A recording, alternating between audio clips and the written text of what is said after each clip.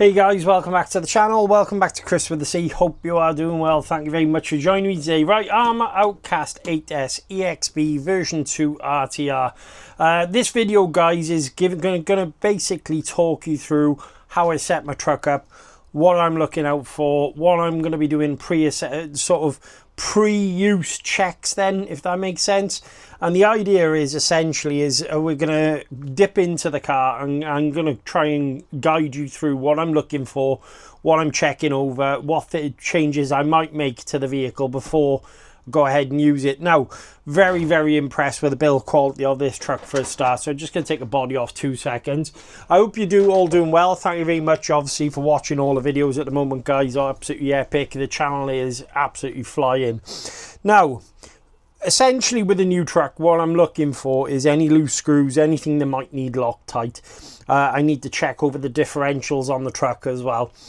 And then once I've checked over the front, rear, and obviously the center diff, what I'm then looking for, obviously, is any kind of changes I need to make to the ESC. I'll obviously show how to program it, how to update it. And just some things I think that, especially with a truck of this caliber, you are going to need to kind of look out for. Now, obviously, when we did the unboxing, I did notice there was some shock fluid coming from this shock. A little bit of oil, there's a little bit of residue on the shock itself. So I need to check how tight these shocks are, number one.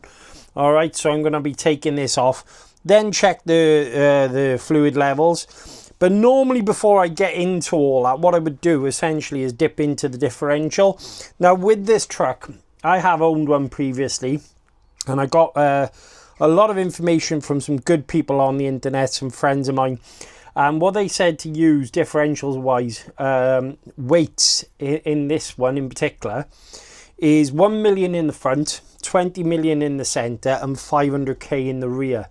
Now, with that, what that's actually going to do is obviously help the car stability wise, and also it will allow for the front wheels to get as much grip as they can as well, instead of just obviously them ballooning up. Now these are big, huge 8S tires, and I don't really want loads of expansion on this. All right, now just to kind of put this out there, I am more of a ground basher than I am someone who sends their trucks, really high into the air.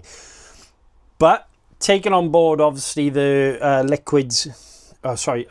fluids that I was told about previously, the truck, my version 1 Outcast, handled absolutely flawlessly. Now, there's loads of cool changes to this truck in particular, and, Arrma's done a cracking job. But the reason why I do all this, guys, before I kind of go in and start giving the car hell,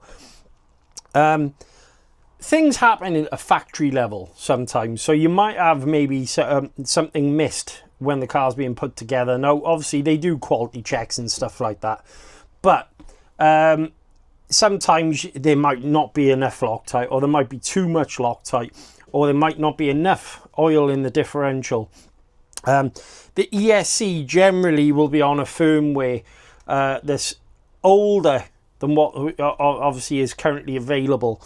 And I tend to like to tune the ESC to my kind of driving style as well. And I'd recommend you doing this. Now, I'm not saying you have to, but it is worth you doing this. Is if you can, pick yourself up one of these Spektrum smart programmer boxes. They're really, really good.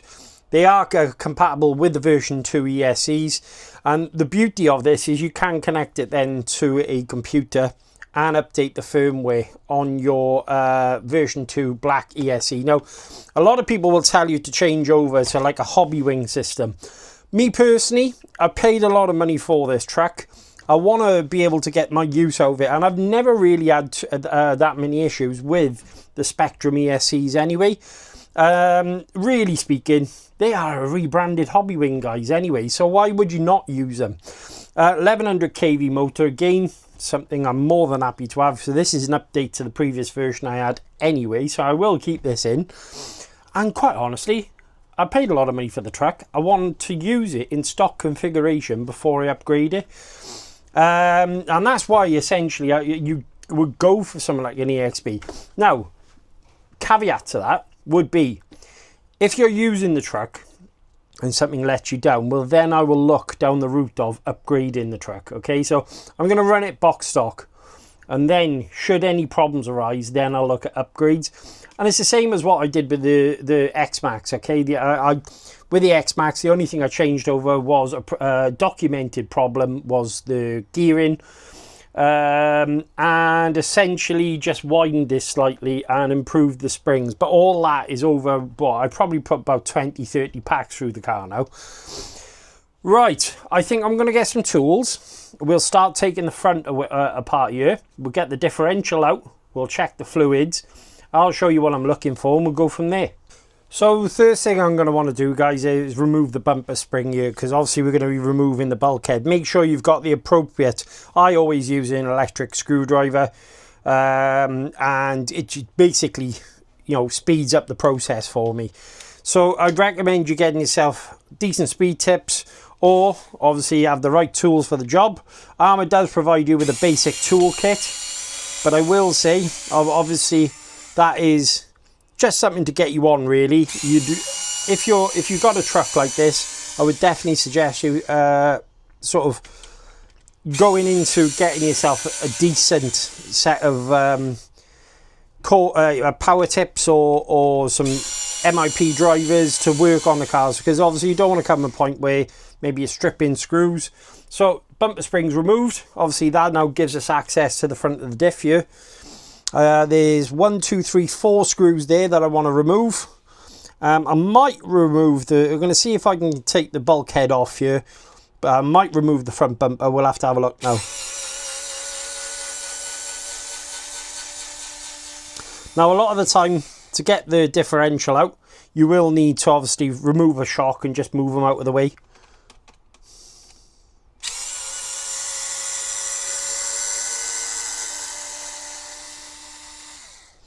So there's 4 screws obviously for the front of the diff case.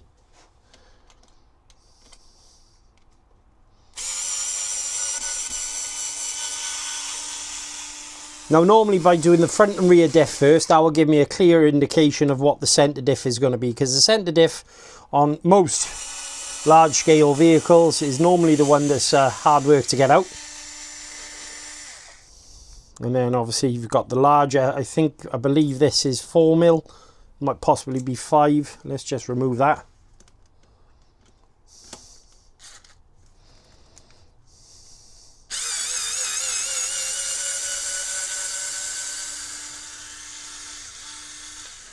You've got this rather large screw then that goes right the way through the centre of the diff. Okay, now fingers crossed I might be able to get this out. I'm thinking though I might need to remove the bumper here. Yeah, it does look like I've got to remove the bumper. Okay, so again, 2 screws going through the case here. Again, 3mm, I believe, if I remember rightly.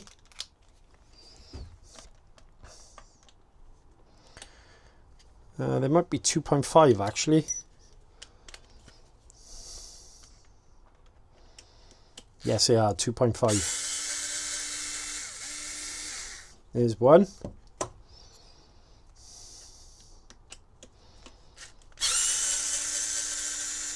And 2. Now try and kind of keep an eye on your screws, that sort of thing. You don't want to kind of jumble them up and mix them all up. I need to turn the car upside down now, remove this bumper plate off, and that should then give me access to the front of that diff case. So we got the car upside down, guys. As you can see, there's another 2.5mm there.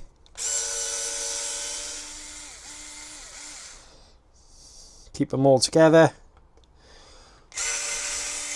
Generally with Arrma, the hardware that comes on the car is pretty damn good.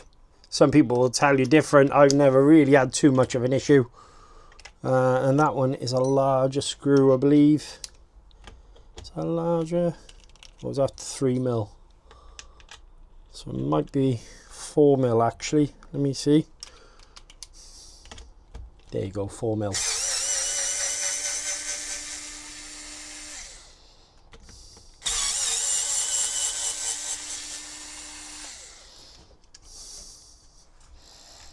And that should, there you go, allow your front bumper to come off.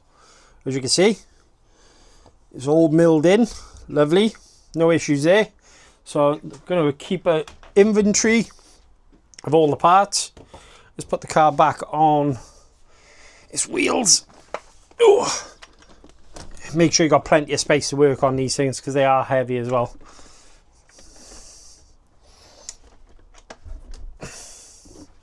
Right, now, as you can see, there's 2 more screws there.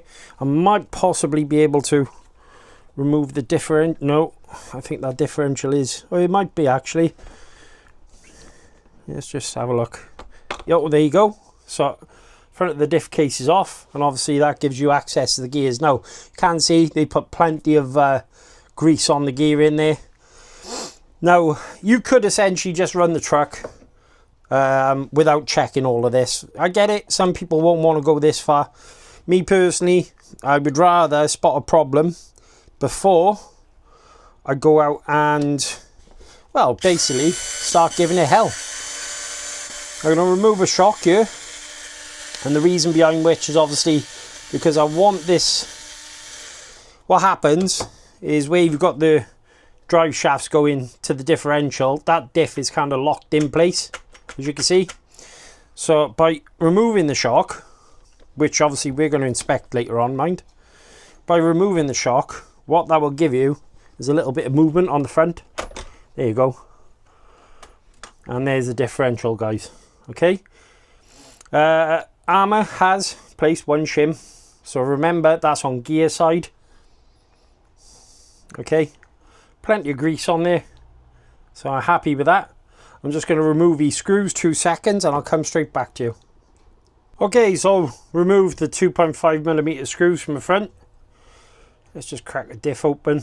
Okay, so we got the diff open, guys, as you can see. It's not as full as I'd like it to be. It's not completely empty, mind, I will say that. So I'm going to top this off now with 1 million, and then I'm not going to bother changing that out there. So I'm going to top up 1 million. As you can see, gears all nice, everything's a-okay. So I'll just top the gears off and I'll come back to you and show you in a sec. So as you can see, I have topped it off with 1 million in there. What I like to do is just kind of turn the gears a little bit and let it all settle in there. And what I'd suggest you doing now, guys, is just leave that settle down. Let any bubbles come out of it. Walk away if you need to. And just let the differential oil settle in. You don't want it topped off too much, because bearing in mind, obviously, you've got this great big gear going into the diff case. But you do want the diff oils to kind of sit down inside the case there. I'm going to let that rest a second. Now, while I'm here, I'm just inspecting any of the screws, because if you wanted to, what you could do now is, let me just get a driver, is you could get yourself a 3mm, and just essentially all we're doing is giving them a final turn, just to kind of make sure all the screws are in there nicely, making sure they're all decently done up and go through. So the front end, then obviously we can put the gear back in. I'm going to leave all that diff grease in there, because as you can see, it's all brand spanking new. I'm not going to really add any more in there, so they're all good in that sense. The diff case is very well greased up. I am going to check the shock. Remember, when you're putting the diff back on, that your shim needs to go in on the left hand side, which way the gear is going back into the case. So obviously there's your gear, there's your outdrive. Essentially, if you can imagine the diff gears here, you would go there. Alright, so you're adding the shim on that side. But I'm going to let that all settle down now. I might possibly top it up with a little bit more, I don't know, see what happens. And I'll come straight back. Right guys, so I'm just waiting for the differential, and I thought I'd just touch on what diff weights and fluids I normally use. Okay, so the easiest way for me is I actually have these Traxxas oils. As you can see, part number 5042, 1 million weight fluid. All right, and then 20 million weight fluid for which is 5040 for the center, and then for the rear differential you want to be going 500 CST. Now I use this Core RC 500 CST. You can use any one you want to, but obviously this is the brand that I use. And the reason why I've gone with the Traxxas fluids, no other reason, guys, is I do own an X-Max and an XRT, so the 1 million and the 20 million are something I use in those.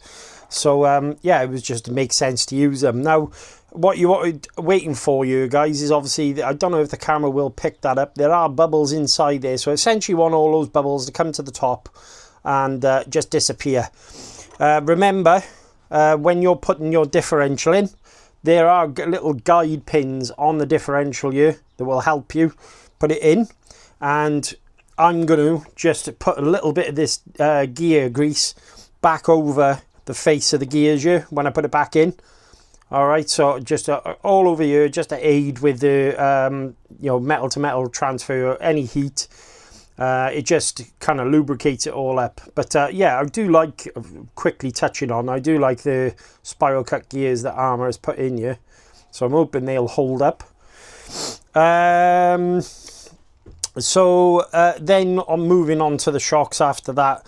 I'm not sure if I've got the shock fluid that I need here, so I am waiting for a delivery. And then I'm not going to show you the rear, because the rear will essentially be the same as the front, just taking the differential out. But like I say, on the rear, I'd recommend you going with 500k. Now, the rest of the car. Again, same thing. Go around with your driver, just checking all your screws, making sure it's all screwed down properly. There shouldn't be too much to do, but generally with any sort of RTR, differentials is definitely something you want to check up on. There will be enough in the differentials to get you going, but if you're serious about making sure your car's okay, I would recommend you doing your diffs. Alright, so yeah, there's definitely that. And then we'll move on to calibration of the steering. We'll set the endpoints on the steering, we'll calibrate the ESC, and then we'll go on to updating and programming the ESC. Right, okay, so I got the differential back together, guys. Essentially, you should have a nice movement between the gears and feel all lubricated. Now, as I mentioned, I'm going to reuse some of this diff grease, or gear grease, we should say, back onto the face of the gears. So all I'm doing is painting it on, just to aid with the way the gears are working, because obviously it's pointless being at the bottom of the diff case. You'd rather have it on your gearing. Obviously in a factory, they do tend to apply it quite liberally, or liberally. There you go, couldn't get that word out. Remember, you want your shim now. Obviously your shim is going on your gear face. Now, essentially, guys, what I've done is gone around these gears in a star pattern just to tighten them down. All right, you want it to go maybe left, bottom right, top right, bottom left, and then just until all the gears sit down. And then we're putting our drive shafts back in, like so. And then I want to go, in fact, I'll go this side first, because obviously we've only released the one shock. There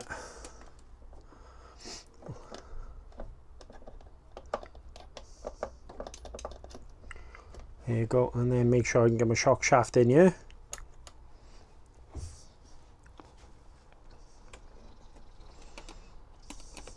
So what I might do here, in this case, is release this shock.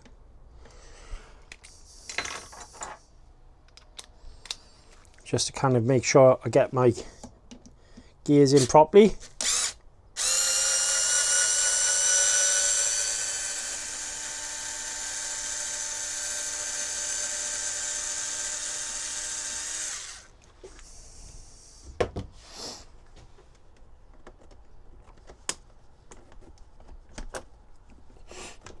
Like so. Right, now gives us full access to the gears.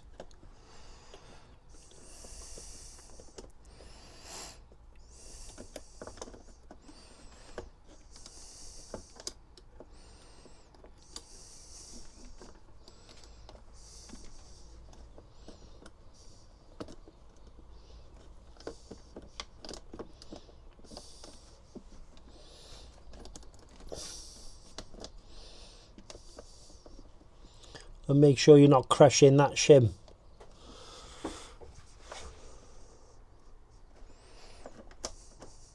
You should really just slide straight back into place.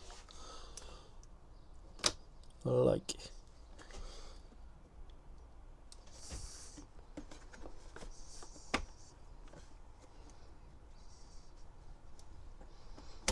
There you go.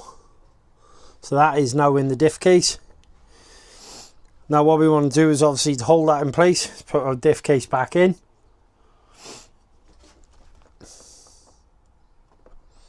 Making sure you're not pinching that shim, so I'll just check one more time. There you go, and that's fully in. And that now sits inside there. And then re-sew the front and the back of the car up now. So I don't need to show you that side, but yeah. Essentially now what we've done, we've topped up the front diff. We can now put our shocks, our front end all back on. So I'm going to get all that sewn up now, and then I'll come straight back to you. Right, so we got the front of the car sewn back up, guys. Everything's all right in that sense. Like I say, differentials, they're all now sorted on the front. I went with 1 million. Like I say, the Traxxas part number I use for that is 5042, and the as I say, is easy to get hold of. And then the part number for the centre diff is 5040. Again, very easy to get hold of. A little bit expensive, but you know, easy to get. Just need to pop the screws back in now for the shocks. I will be checking the shocks later on. I'm now going to crack on with the rear of the vehicle. Obviously I don't need to show you that part because essentially it's just mirrored the rear. In fact, there's less parts to come off on the rear, so rather than dragging you through all that, I'll go ahead. But remember, on the rear I'd recommend you going with 500,000. Now, as I say, they do seem excessive, the weights in this vehicle, but you do have to remember this vehicle is really heavy, guys. So it's everything kind of in scale. So with a small 1/10 car, obviously this might only be 5,000 for the rear. But because of the 8S power, big heavy car, obviously you need thicker diff fluids. But right. I'll move on, I'll get the rear done, and then I'll come back to you when the rear is done, and then we'll crack on with the centre. Right, okay, little tip for the rear, guys. What I will say is for you to get towards the differential here, you're better off removing the wing and the wheelie bar. That way, obviously, you get access to the 4 screws then, because the problem being with the wing on, like that, obviously you can't actually get a driver down in towards where the screws are for the differential. But like I say, I'm not going to repeat the process and show you how to take it all apart and what you're looking for. It was just a tip really with the wing, that's all. See you in a second. It's okay, so I've got the back end back on, guys. So the front and rear is now done. What I'm now going to do, okay, is just go through all the screws on the chassis, make sure they're tight, except for the center section. Now the reason why I'm not going to bother doing this is because we are going to need to remove the screws from the center section to get the center differential out. Alright, but I'm going to go through all these screws going around the outer edge, some towards the rear of the bulkhead, front of the bulkhead here, just making sure they're all nice and tight. Obviously going through with a series of Allen keys, e.g. there you go. Just giving them a final tighten, making sure they're all nice and tight.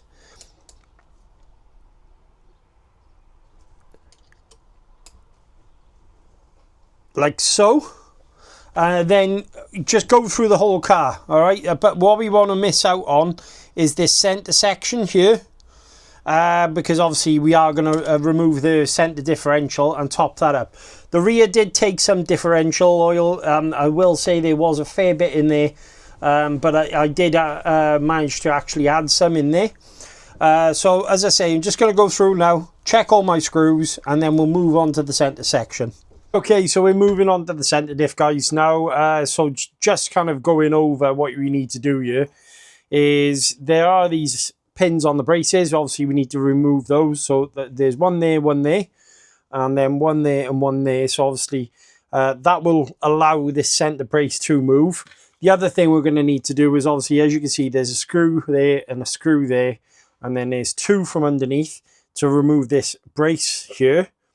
and then that will give us access to obviously the centre diff. Now, underneath here are some screws. I'm going to turn the car over and I'll show you those in a moment.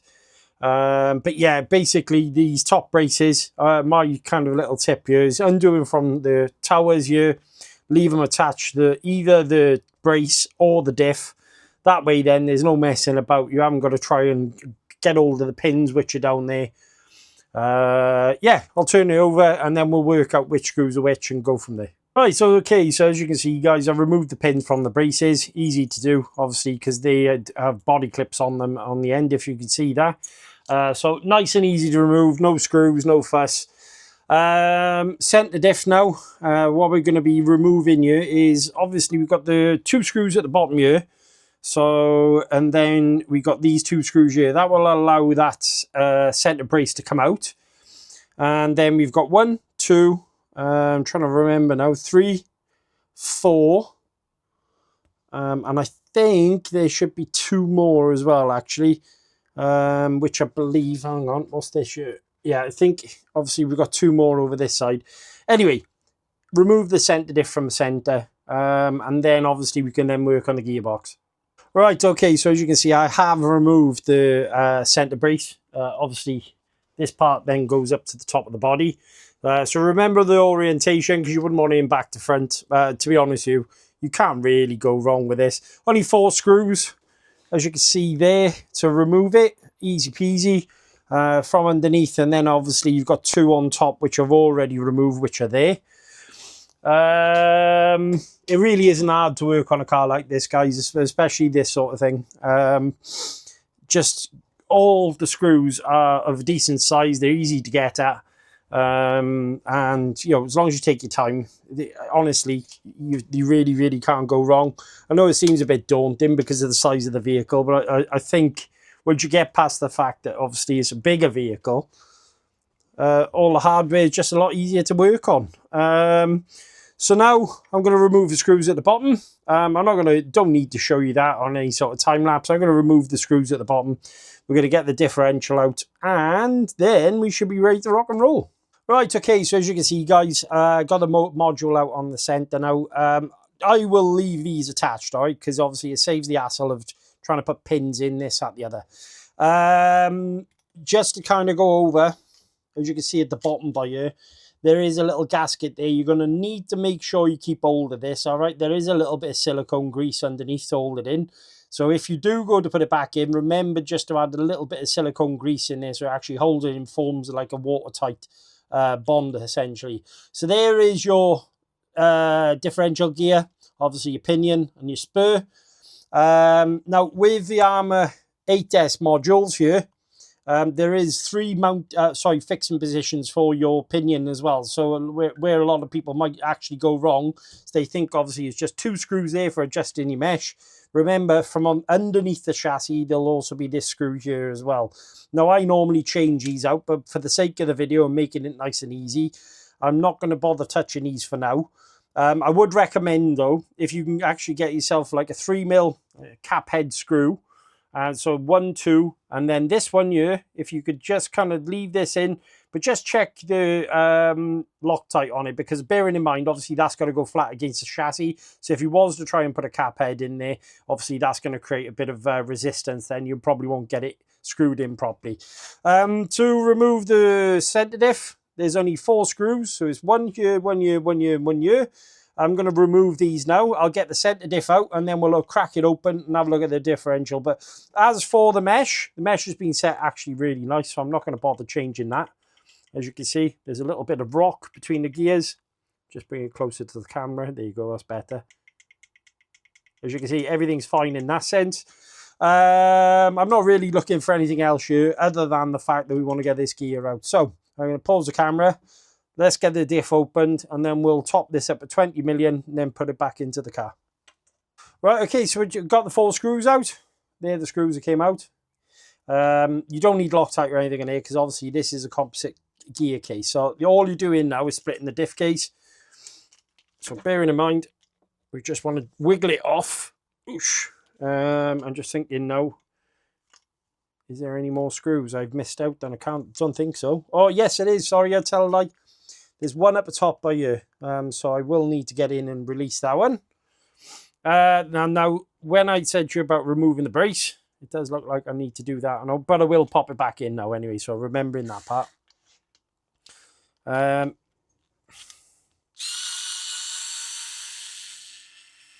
you go, so 5 screws in total. And that's your gear case. So obviously you can see they've got a bearing that sits in there, like so. That needs to sit in the case there. Then you've got your idler gear, which is this one here. And then obviously this is your differential. Remember what I said about this, guys? Keep that safe. And then that is your center diff. Now, pro tip. When putting it back into the gearbox, if you're holding the motor, like so, the part that's showing the red bit, that's the part that goes in, all right? So you want the gear sort of spaced away from the way the motor lies. Now, feeling the diff here, I'll be straight with you, that's quite tight. So I'm going to just quickly put it between 2 screwdrivers like this. I'll be honest, that doesn't feel bad. There's definitely some tension now, so I will open this up to check it, but I have a feeling this one might be all right. When you're taking it apart, guys, let me just, one other thing. See these little black washers here? These spacers?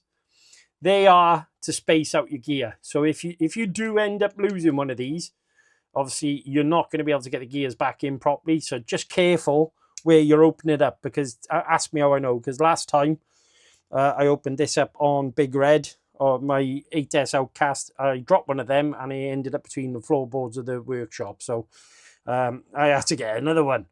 But yeah, just going to open this up now and we'll check what's inside. I have a feeling though that differential is absolutely fine, but yeah, come back to you now. Right, okay, so that's the center diff open there, guys. I've opened it obviously from where the spacer is. Now, quickly to mention here, every single screw that comes out of the diff case, you will need to put Loctite back on your screws, okay? Because what will happen is, if you don't, obviously that Loctite seal is now broken, or thread lock, whatever you want to call it. If that wasn't, obviously with the motion of the vehicle turning, especially, you can imagine this gear is rotating very, very quickly under full 8S power.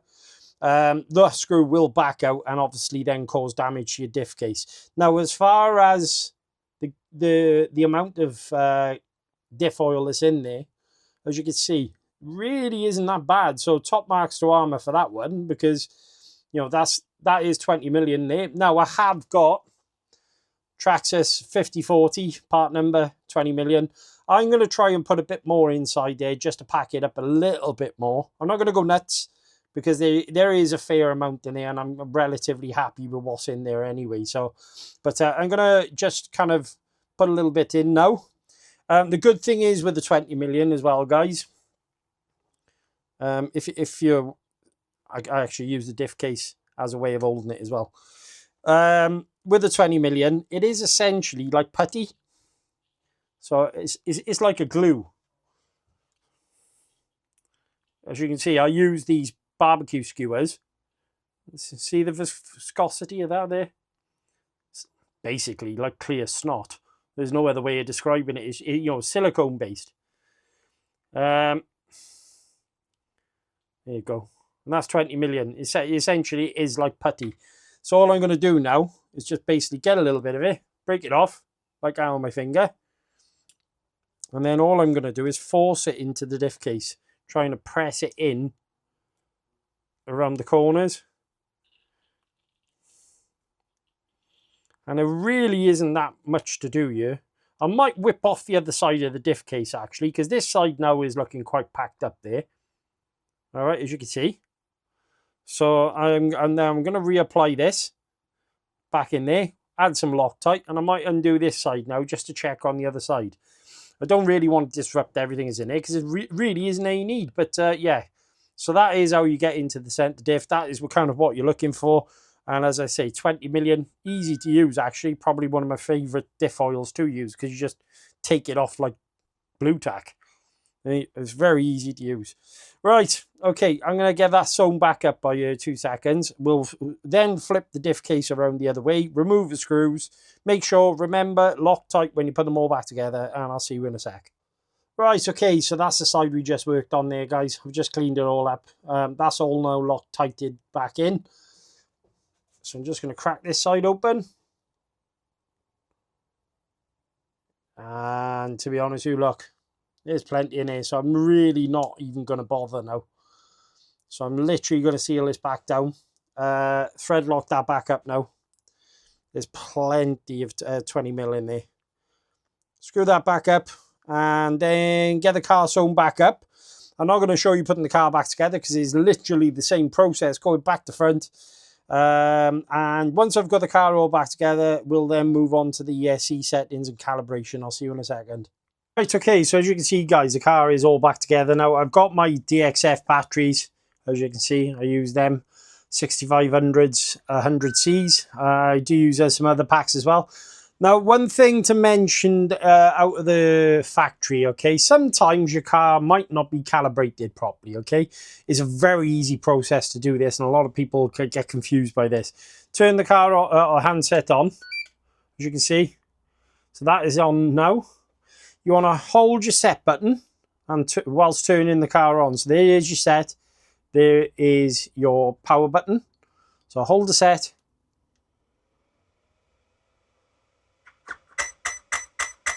So that is now trying to calibrate.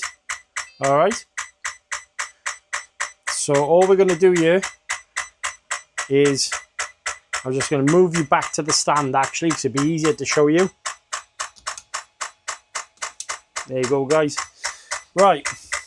So what we're doing now with the handset is your neutral position. So you press once. Full throttle. Full brake.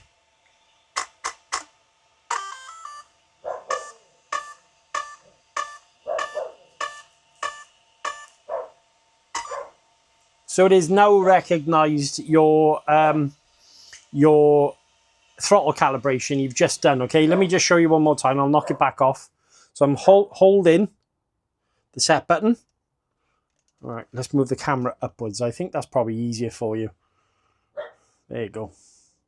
Right. So there is my trigger, as you can see. Like so. I'm going to hold the set button down. Keep holding, keep holding. See, now if it does that, you've missed the calibration. So keep holding on, turn the car on. There you go, and it goes into a repeated beep. So you let go at that point. So neutral, full throttle, full brake, let go.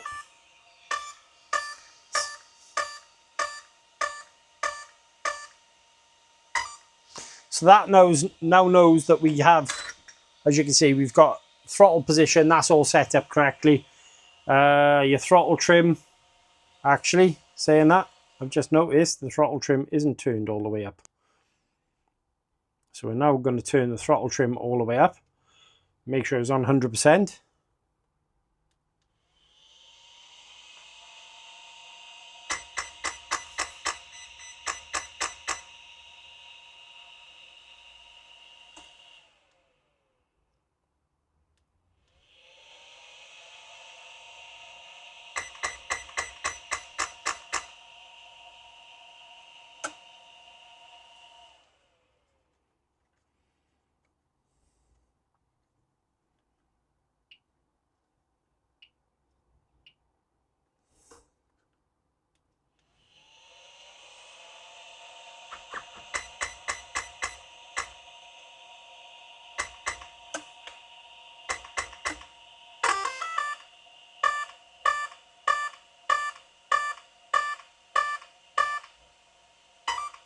There you go. So we've got it all set up. Right, so the next part for you, and this is where people get confused, is programming your ESC. Now, guys, quite honestly, I will just tell you to go out and get one of these. It is an extra £20 or $20, whichever way you want to call it. This will take all the hassle out of it. So I'm now going to connect this up to the car. We're going to check for an update. I'll show you how it's done. And we'll, fingers crossed, guys, we'll have an updated ESC with the settings you want as well. Right, okay, guys. So I'm going to show you how to program your Spektrum ESC using the program box. Now, if you're spending this sort of money on a car, I would recommend you definitely picking up something like this because, look, it is a tool. It is going to be easier for you to program your vehicle and update your firmware. Right, as you can see, what I've done, I've removed the fan wire there, okay? You want your black on facing towards the inside of the car. And on your Spektrum programmer, the black wire is to the right. Your USB Type-C going out to your computer. I have downloaded the program, so I'm just going to launch this a second. All right. There you go. And this is the Spektrum SmartLink application for updating your ESC and obviously programming it. Okay. So we're going to turn the car on.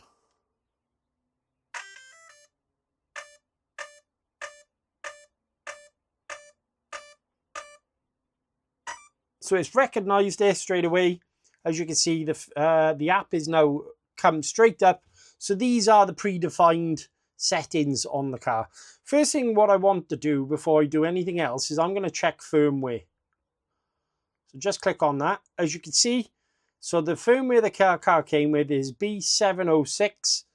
The software that is available is B708. So new firmware is always better. So just click upgrade. That will now download the update for you. As you can see, the progress bar going across. So I'm going to pause this 2 seconds. So as you can see, it is progressing through updating the software, downloading it, guys. Now, why would you update your firmware? It's quite simple, this, guys. It honestly really is. If you think of your ESC like a laptop or a computer or a phone or something like that, basically in here is an algorithm that tells the car how many amps to draw from the battery to the motor. All right. Essentially, it may give you new features, or what it will actually do is improve the firmware on your ESC. So every time you get an update, all right, it's either ironing out bugs, or what it's actually doing is improving the performance of the vehicle. And that's essentially just like updates on your phone or your laptop or anywhere else. So as you can see, that's progressing through. I do recommend you do this. Obviously, update the firmware first, and then we'll move on to setting up your ESC itself, okay? Okay, so as you can see, it has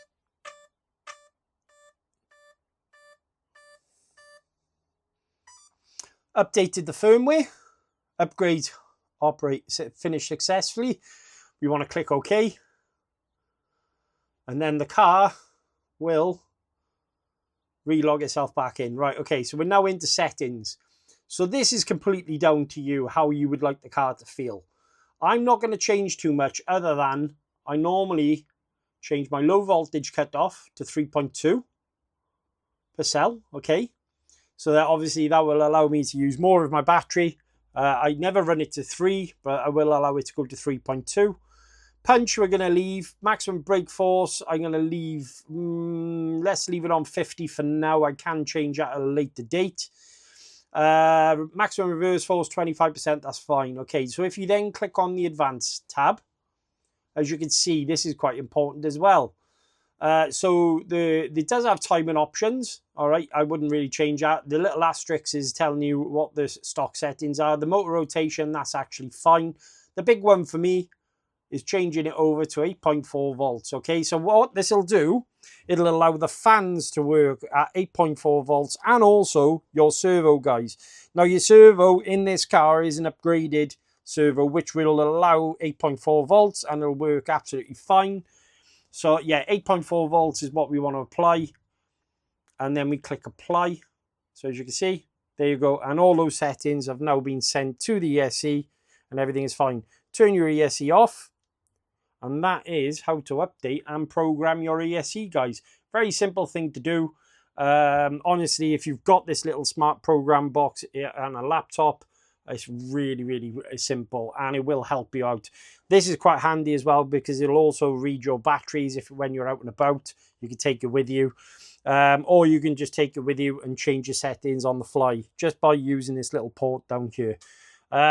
Really handy tool. I do it to all my Spektrum cars, or cars with Spektrum in, I should say. Essentially just like Hobbywing program card, one of the newer ones, but yeah, worth doing. Right, okay guys, so ESC is all programmed and updated. Very simple thing to do. What you now need to do, and listen, this is quite important. A lot of people don't realize you can actually set your endpoints with one of these DX3 handsets. Quite powerful actually. Now, out of the box, obviously, AVC is set at 100%. You want to make sure this AVC dial is turned all the way up first, okay? So let's just get that straight. Turn the car on. Make sure the car is off the floor. As you can see, I'm using some wheels at the moment.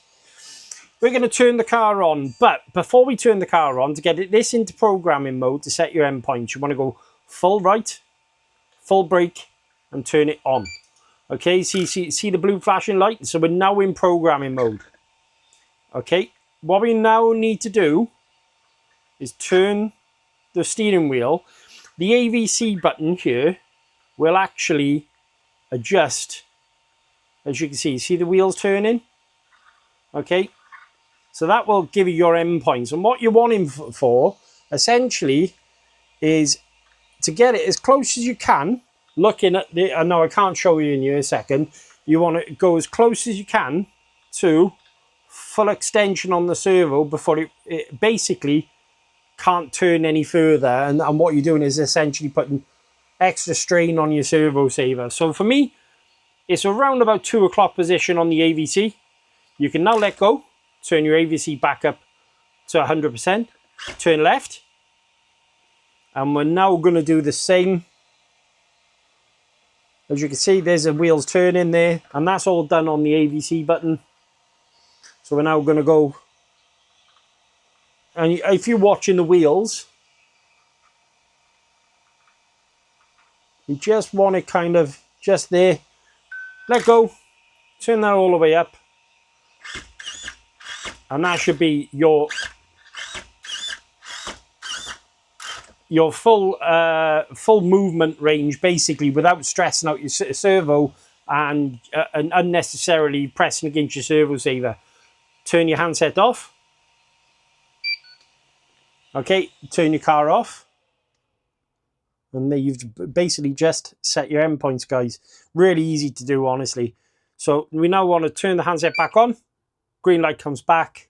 Turn the car on. As you can see, AVC is now kicked back in. Handset is now recognised, obviously, that AVC is turned on. And we now have full movement range with your steering without stressing out your servo. So guys, that is pretty much about it. Let's turn this all off now. So what we've done in this video, okay, is we have checked the front differential, we've checked the center differential, we've checked the rear differential, we've programmed your ESC, we've updated the firmware on your ESC, we've gone through the whole car, checking every single screw. The only thing I haven't done in this video, and it's because I am waiting for shock oil, is just gone over the shocks, okay? Easy thing to do, guys, I promise you, is literally screw there, take the shock out, undo the top collar, look down inside, check the amount of fluid you got, top it back up if needs be. I will say when you top it back up, I would let your shock stand for a little while, just to let any bubbles evaporate to the top. I'm probably going to up it just a touch, all right? So it comes 600 stock in the front of this. I'm probably going to go 700, just a little bit heavier than what comes as stock. But I will say, once you've done all this, the thing is, guys, right, is this. A lot of people will run them out the box, and that's absolutely fine. That's totally up to you. I've got no problems with that. But me personally, I've now got peace of mind knowing that when I take this truck out for the first time, everything is going to be a-okay in the sense of I have gone through the whole truck, top to bottom. I haven't fully rebuilt it.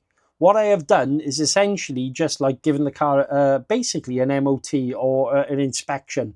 And I've gone through all the essential parts, the moving parts, the bits that I need to rely on when I'm out and about. Now, there was one other thing that I haven't mentioned here. Okay, on the side of your wheel here, and I'll see if I can kind of get it in shot. On the side of the wheel here, I think you probably see it. Inside where your hex nut is, let me just take you off the camera. I think that's probably the best way.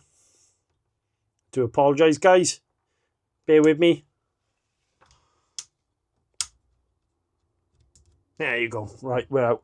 Okay, so on the back of the wheel here, obviously you want to check, number one, obviously that your wheel nuts are done up properly.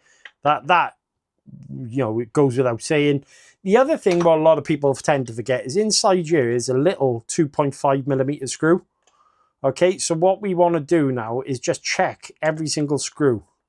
All right, so in there, and there's one inside here. Okay, or is that 3? Let me just check. It might be 3 actually. Yeah, it's 3. Sorry, I do apologize. Okay, there's a 3mm screw inside there with Loctite on, and what that actually does, it keeps your stub axle. Basically, that little screw is keeping the pin on your stub axle in. All right, so we want to make sure all of those are tight. But overall, guys, we've gone through the whole truck, everything top to bottom. It's now ready to go outside and bash and just have a lot of fun. I hope you enjoyed the video. I know obviously it was a bit of a long one, but fingers crossed you will kind of know now the best practices. And honestly, if you can get into doing this with every single truck that you get, it pays dividends, because when you go out and drive it, then you've got nothing in the back of your mind thinking, see, I wish I was done in the factory. You know, maybe something came off the truck. All the diffs are done. All the program is done. You've got the latest firmware. The car should run like an absolute train now. I want to say a huge thank you for watching all the videos, guys. All the likes, shares and subscribes go on the channel is absolutely epic. I really appreciate each and every one of you. I hope you're enjoying the footage of the Outcast as well. Let me know in the comments what you think about the video. Do you do this to your own trucks? Is this something that you do every time you get a new RC? Because I know I do. And until next time, guys, check the box for more videos. Stay awesome. I'll catch you later.